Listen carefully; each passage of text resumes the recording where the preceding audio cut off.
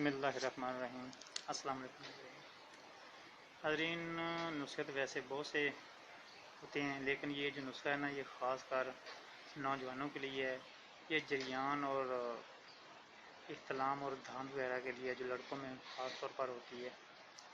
इसमें हमने करना ये है कि बनी बनाती चीज़ें लेनी है। मसलन जैसे मैं आपको चीज़ें बताता हूँ। ये है कुश्ता कली करशी वालों का, ठीक है, एक ये ले लेना है। दूसरा है कुश्ता बैज़ा मुर्ग, ये भी करशी वालों का है। तीसरा ये है कि कुश्ता सलाद।